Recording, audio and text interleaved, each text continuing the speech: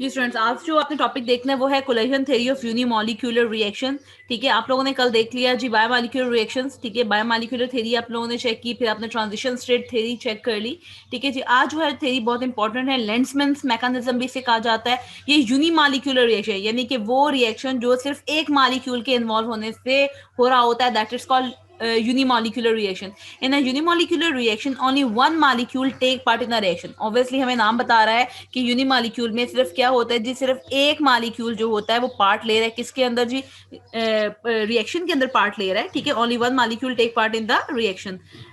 It is difficult to think of the molecule is in a unimolecular reaction attain their energy of activation to form product. अब देखो, ये थोड़ा सा सोचना मुश्किल है कि हमने पढ़ा था पीछे कोलिजन थ्योरी में, जब मॉलिक्यूल कोलाइड करते हैं तभी आपके पास जो होता है वो एनर्जी ऑफ एक्टिवेशन अटेन करते हैं, प्रोडक्ट बनाते हैं। तो जेहन में आ रहा है कि एक यूनिमॉलिक्यूलर जो है वो कैसे एनर्जी ऑफ एक्टिवेशन अटेन करेगा और प्रोडक्ट बनाएगा। If the energy is required in the bimolecular collision then the reaction could be second order. कहते हैं अगर आपके पास एनर्जी रिक्वायर्ड है और वो बायोमॉलिक्यूलर रिएक्शन होगा, और बायोमॉलिक्यूलर रिएक्शन हमेशा दो मॉलिक्यूल्स की वजह से हो रहा होता है, तो हम उसे सेकंड ऑर्डर रिएक्शन कहते हैं। But the fact is that unimolecular are first order except in gas phase at low pressure apparently suggests the failure of the collision theory.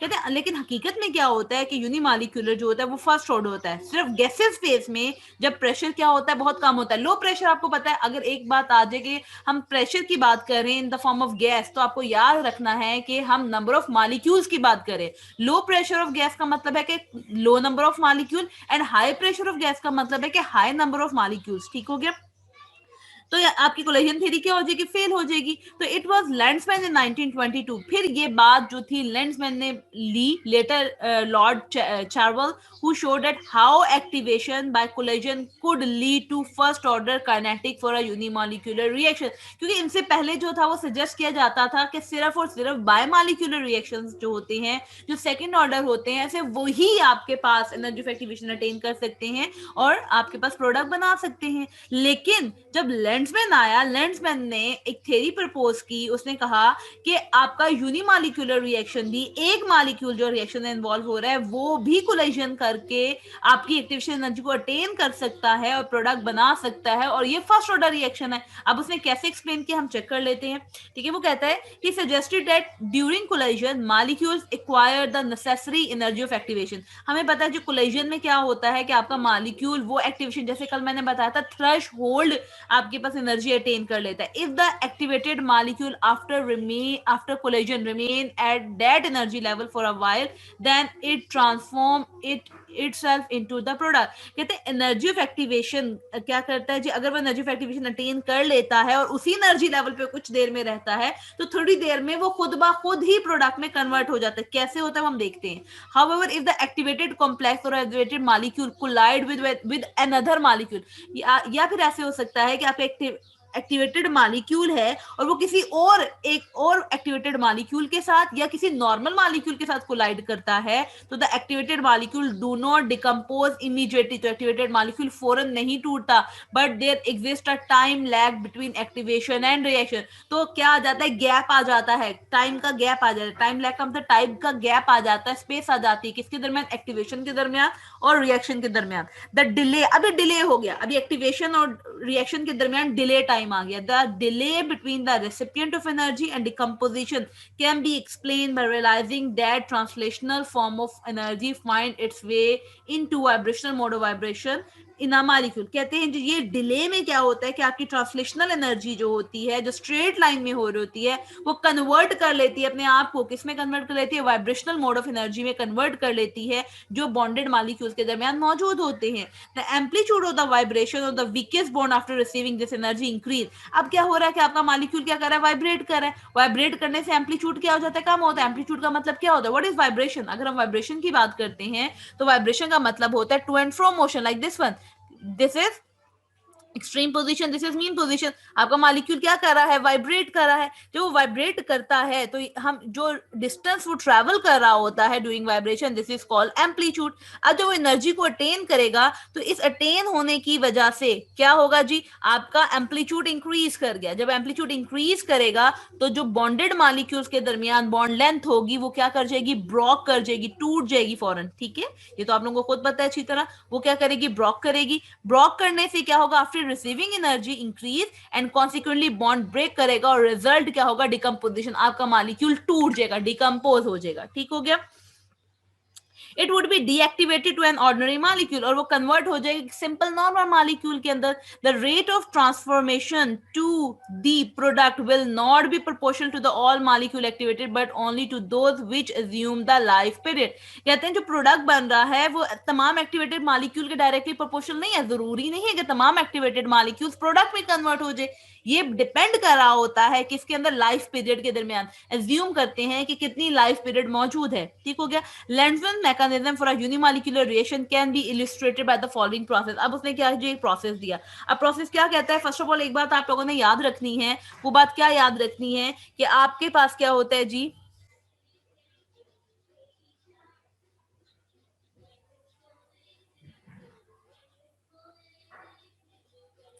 जी क्या बात याद रखनी है कि आपके पास जो लेंडमैन मैकेनिज्म होता है for unimolecular gas reaction can be illustrated by the process. आपने कंसीडर करना है, हम कंसीडर करते हैं कि आपके पास गैसियस डिकम्पोजिशन है। ये बात याद रखनी है कि यूनिमॉलिक्यूलर रिएक्शन जो होता है वो आपके पास क्या होता है, गैसियस डिकम्पोजिशन होती है। ठीक हो गया।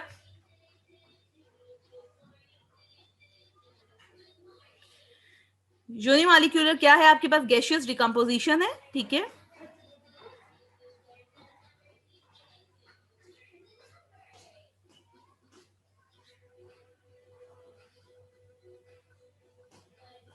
जी गैसियस डिकम्पोजिशन हम कंसिडर करते हैं कि आपके पास क्या एक मौजूद है,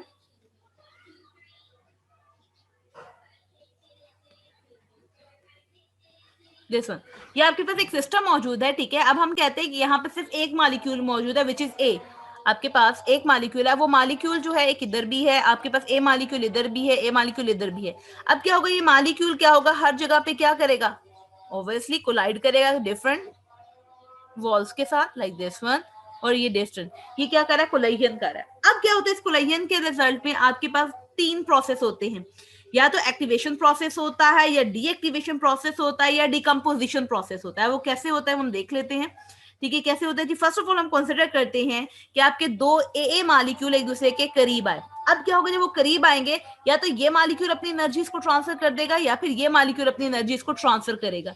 जो सा मॉलिक्यूल अपनी एनर्जी ट्रांसफर करेगा तो दूसरा मॉलिक्यूल क्या हो जाएगा, एक्टिवेटेड हो जाएगा। एक्टिवेटेड होने का मतलब है कि वो एक्टिवेटेड कॉम्प्लेक्स बना लेगा और साथ प्लस आपके पास दूसरा मॉलिक्यूल नॉर्मल फॉर्म में एग्जिस्ट कर जाएगा। ठीक हो गया। दिस प्रोसेस, ये जो प्रोसेस हुआ है, हम इस प्रोसेस को नाम दे देते हैं एक्टिवेटेड प्रोसेस का, जिसमें आपका एक मॉलिक्यूल क्या हो गया है, एक्टिवेटेड हो गया, एक्टिवेटेड मॉलिक्यूल। आपका मॉलिक्यूल क्या एक्टिवेटेड हो गया। ठीक है जी। अब अगर हम इसका रेट लिखते हैं, हम इसको K1 से रिप्रेजेंट कर रहे हैं, तो इसका जो रेट होगा वो डायरेक्टली प्रोपोर्शनल होगा किसके जी, 2a के, यानी कि a स्क्वायर के। और आप कह सकते हो कि rate is equal to K1 a square. ठीक है। अब क्या हो सकता है, अब आपके पास दो पॉसिबिलिटीज आ सकती हैं। दूसरी पॉसिबिलिटी क्या है, deactivation. What the mean of deactivation. ठीक है, डीएक्टिवेशन क्या हो रही है, आपका जो एक्टिवेटेड कॉम्प्लेक्स बना है मे बी वो अगले फेज के अंदर किसी नॉर्मल मॉलिक्यूल के साथ टकराए, और टकराने के बाद दोनों के दोनों जो है अपनी एनर्जी को नॉर्मल कर लें और नॉर्मल मॉलिक्यूल में कन्वर्ट हो जाए, प्रोडक्ट ना बनाए बल्कि नॉर्मल मॉलिक्यूल में कन्वर्ट हो जाए। This is called deactivation. क्या मैंने बात की है कि आपका एक्टिवेटेड मॉलिक्यूल किसी नॉर्मल मॉलिक्यूल से क्या करे, कोलाइड करे, और कोलाइड करने के रिजल्ट में अपनी एनर्जी को बैलेंस कर ले और आपके पास दो नॉर्मल मॉलिक्यूल आ रहे। This is called deactivation. Molecule deactivate है, पॉसिबिलिटी है ना। तो आपके पास इसका जो रेट होगा वो क्या होगा जी, इस प्रोसेस का रेट जो होगा वो डायरेक्टली प्रोपोर्शनल होगा किसके जी, एक्टिवेटेड मॉलिक्यूल के और नॉन एक्टिवेटेड मॉलिक्यूल के। ठीक हो गया। ये रेट हो गया, हम इसे रिप्रेजेंट करें K2 से। आपने इसे रिप्रेजेंट कर दिया किसे, K2 से। या पॉसिबिलिटी हो सकती है कि आपका जो एक्टिवेटेड मॉलिक्यूल है वो क्या करे जी, इंटरमीडिएट फॉर्म में रेजिस्ट, अभी मैंने स्टार्ट में बताया, मे बी उस पीरियड में थोड़ी देर रहे, उस पोजीशन पे थोड़ी देर रहे और थोड़ी देर बाद वो किस में कन्वर्ट हो जाए, प्रोडक्ट के अंदर, जैसे टाइम लैग आ गया था, दिस इज कॉल्ड डीकम्पोजिशन, और हमने इसे K3 से रिप्रेजेंट किया है, और इसका जो रेट होता है वो डायरेक्टली प्रोपोर्शनल होता है किसके जी, एक्टिवेटेड कॉम्प्लेक्स स्टेरिक के। ठीक हो गया। तो आपके पास तीन पॉसिबिलिटीज आ गई, आपके पास इक्वेशन नंबर 1 आ गई, इक्वेशन नंबर 2 आ गई, इक्वेशन नंबर 3 आ गई। यहाँ पे ए स्टेरिक जो होता है वो डोनेट करता है किसको, एक्टिवेटेड मॉलिक्यूल को, and the process 3 involve a chemical change. अब केमिकल चेंज किस में हुआ है, सिर्फ डिकम्पोजिशन में हुआ है। ठीक है, यहाँ पे हम क्या करते हैं, स्टेडी स्टेट प्रिंसिपल अप्लाई करते हैं, steady state principle, according to which rate of formation is equal to the rate of deactivation. Steady state कहता है कि rate of formation of activated molecule is equal to the rate of removal of activated molecule, then the rate of disappearance of A to form product is proportional to the concentration of A asterisk. ये steady state principle कह रहा है, क्या कहता है steady, कि जितनी formation होती है, rate of formation is equal to rate of decomposition या रेट ऑफ डिसअपीयरेंस। ठीक है जी। तो हम यहाँ पे हमारे पास जो आएगा वो कौन सा आएगा जी, हम यहाँ पे जो रेट की बात करेंगे, डिसअपीयरेंस जो हमारे पास इंपॉर्टेंट रेट होगा, वो हम इस चीज की बात करेंगे, दिस वन। अब इसमें क्या है आपके पास, हम यहाँ पे कहेंगे जी minus D over D T, ठीक है जी, इज इक्वल टू क्या आ जाएगा आपके पास, K3A स्टेरिक, क्योंकि इसमें क्या हुआ है जी, ए डिसअपियर हुआ है और क्या बना रहा है, प्रोडक्ट बना रहा है, और ये प्रोडक्ट जो है is proportional to the concentration of activated complex, activated complex के डायरेक्टली प्रोपोर्शनल है। तभी हमारे पास जो क्वेश्चन नंबर 1 आई है, minus D over D T divided by क्या है जी आपके पास, डिवाइडेड बाय आ गया K3 and A steric.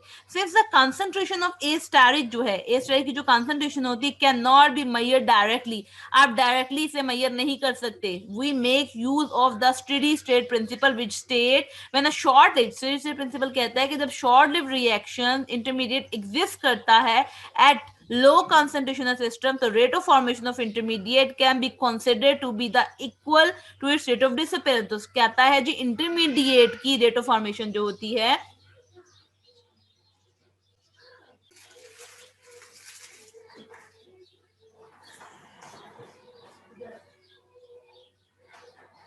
Ji, clear हो गया जी। अभी ये हमने स्टेडी स्टेट प्रिंसिपल अप्लाई किया, स्टेडी स्टेट प्रिंसिपल जो होता है उसमें आपके पास rate of formation is directly proportional to rate of disappearance of the intermediate species आ गया। अब यहाँ रेट ऑफ फॉर्मेशन अगर आप देखो तो रेट ऑफ फॉर्मेशन कहाँ पे आ रही है, रेट ऑफ फॉर्मेशन हमारे पास जो है अगर आप देखो तो किस में आ रही है जी, आपके पास इक्वेशन नंबर 1 में आ रही है। यहाँ पे rate of formation is equal to rate of disappearance हमने देखनी है। तो इस प्रोसेस के अंदर जो है दिस वन, इस प्रोसेस के अंदर जो है वो आपके पास क्या आ रही है जी, रेट ऑफ फॉर्मेशन आ रही है। ठीक हो गया। तो दैट्स मीन हम लिख सकते हैं, we can write rate of formation of static is equal to K1A square. ठीक हो गया। और रेट ऑफ डिसअपीयरेंस किस में आ रही है, आपके पास दोनों सेकंड स्टेप में भी और थर्ड स्टेप में भी, यानी कि इसमें भी आ रही है और इसमें भी रेट ऑफ डिसअपीयरेंस आ रही है, डीएक्टिवेशन में और डिकम्पोजिशन में। तो हमारे पास दोनों के दोनों क्या हो जाएंगे, इक्वल हो जाएंगे। तो आपके पास क्या आ गया जी, this one rate of formation, ताकि हम स्टेडी स्टेट प्रिंसिपल अप्लाई कर सके, rate of formation of A asterisk आ गया आपके पास। ठीक है, दिस वन। और रेट ऑफ डिसअपीयरेंस की बात करें तो वो दो रेट्स पे कंसिस्ट कर रहा है, K2 और K3, हमने ऊपर लिख लिया था। अभी हमने कहा कि steady state according steady state principle rate of formation is equal to rate of disappearance, rate of formation is equal to क्या आ जाएगा, ये फॉर्मेशन हो गया, is equal to rate of disappearance. ये आपके पास क्या आ गया, डिसअपीयरेंस आ गया। ठीक हो गया। अब हम इसे थोड़ा सॉल्व कर लेते हैं। ठीक हो गया, ये आपके पास आगे इसे सॉल्व कर रहे हैं। सॉल्व कैसे करेंगे, फर्स्ट ऑफ ऑल आपके पास क्या है जी, इस सारे को सारे के उठाकर हम दूसरी तरफ ले आते हैं। आपके पास क्या आ जाएगा जी, इसको उठा के 0 is equal to K2A steric, ठीक है, ये A आ गया, प्लस K3A स्टेरिक। जब हम इसको उठा के दूसरी तरफ लाए तो साथ क्या आ जाएगा, माइनस K1A का स्क्वायर आ गया आपके पास। ठीक है, अब इसमें कुछ कॉमन निकलता है, ऑब्वियसली कॉमन निकल रहा है, इस वाली चीज के अंदर ए स्टारिक कॉमन निकल रहा है। तो आपके पास क्या आ जाएगा, 0 इज इक्वल टू ए स्टारिक को कॉमन निकाले, ए स्टारिक कॉमन आ गया तो क्या आएगा आपके पास, K2 A plus K3 close minus K1 over A का क्या आ जाएगा, स्केयर आ गया।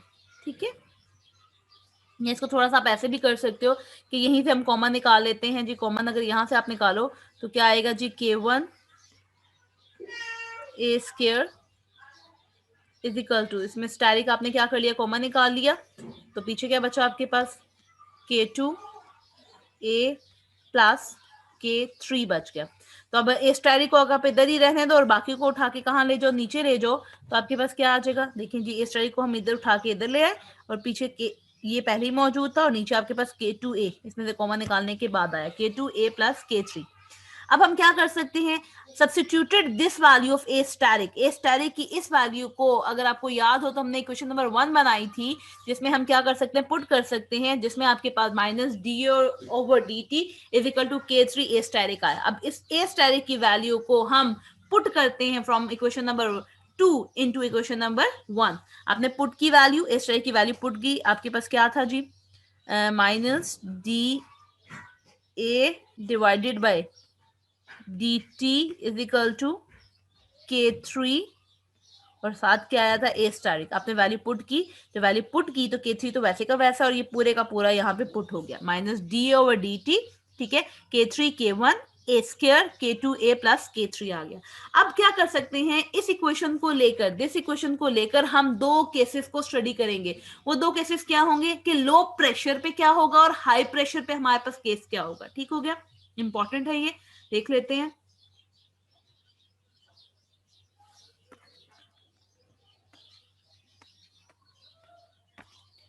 जी। केस नंबर 1 की बात करते हैं। केस नंबर 1 क्या है, जब प्रेशर आपके पास बहुत ज्यादा हाई होगा, एट हाई प्रेशर मैंने अभी थोड़ी देर पहले बताया, हाई प्रेशर का मतलब होता है कि नंबर ऑफ मॉलिक्यूल्स की कंसंट्रेशन ज्यादा है, the concentration of reactive molecule is relatively high. जब रिलेटिवली हाई होगा तो activated molecule will have a greater chance of collision with inactive molecule. जो एक्टिवेटेड मॉलिक्यूल होगा उसका चांस क्या होगा, ज्यादा होगा कि वो इनएक्टिव मॉलिक्यूल के साथ कोलाइड करे एंड थर्स बिकम डीएक्टिवेटेड, और दोबारा डीएक्टिवेट हो जाए, यानी कि आपके पास इक्वेशन नंबर 2 के चांसेस क्या हो जाएंगे, बढ़ जाएंगे। फ्रॉम दिस, इस इक्वेशन के चांस जो है आपके पास, इस केस का चांस आपके पास बढ़ जाएगा, दिस वन, इस केस का चांस आपके पास क्या कर गया, इंक्रीज कर गया। क्यों इंक्रीज कर गया, क्योंकि अब आपके पास कंसंट्रेशन ज्यादा है, तो एक्टिवेटेड मॉलिक्यूल जो है वो नॉन एक्टिवेटेड मॉलिक्यूल के साथ ज्यादा से ज्यादा कोलाइड करेगा और चांस हो सकता है कि डीएक्टिवेशन इंक्रीज कर दे। तो इसका मतलब है कि ये रेट, इसके चांसेस बहुत ज्यादा है एज कंपेयर टू किसके, डिकम्पोजिशन के। ठीक है, तो हम लिख सकते हैं ये केस कैसे लिखेंगे, हम लिखते हैं जी K2A जो है, जो इसका चांस जो है वो आपके पास ज्यादा है एज कंपेयर टू K3 का। ठीक हो गया, ये बात ऑब्वियसली आप कह सकते हो कि डीएक्टिवेशन के चांसेस डिकम्पोजिशन से ज्यादा हैं। तो हम कंसिडर करते हैं कि आपके पास जो पहली क्वेश्चन आई थी कि देयरफॉर आपके पास क्या आ गया जी, minus D over D T आ गया, K3A K1 A square K2A आ गया आपके पास। ठीक हो गया, K3 इतना स्मॉल है कि हमने उसकी जगह क्या पुट कर दिया, जैसे भी आपके पास इक्वेशन थी, minus D A over dt is equal to K3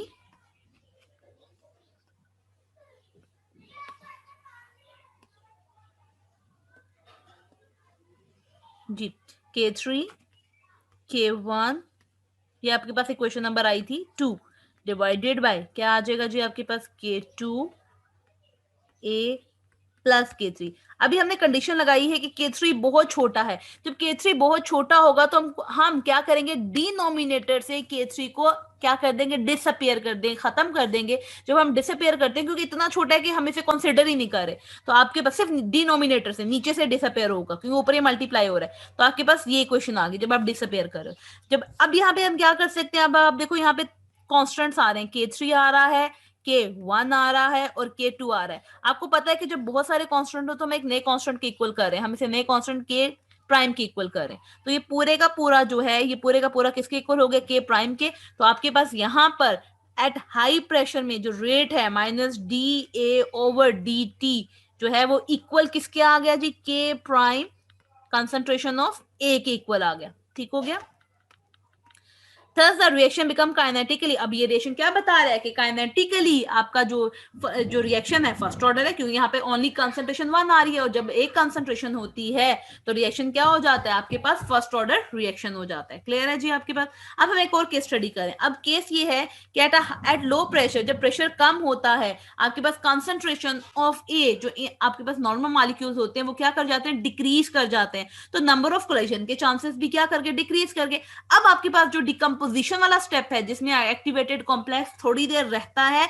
और अभी अपने स्टार्टिंग में पढ़ा जब वो थोड़ी देर उस पॉइंट पे रहेगा तो खुद ब खुद प्रोडक्ट में कन्वर्ट हो जाएगा। तो रेट ऑफ डिकम्पोजिशन जो के चांसेस क्या कर गए, इंक्रीज कर गए। K3 वाला जो प्रोसेस है वो इंक्रीज कर गया, और रेट ऑफ डीएक्टिवेशन के चांसेस क्या हो गए, डिक्रीज हो गए। इस कंडीशन में हम कंसिडर करते हैं कि K3 जो है वो बहुत ज्यादा ग्रेटर है एज कंपेयर टू K2A। अब जब K3 बहुत ज्यादा ग्रेटर हो जाएगा, अगेन हम वही चीज कंडीशन अप्लाई करें। क्या है आपके पास, हम कंसिडर करते हैं जी, आपके पास आता है जी माइनस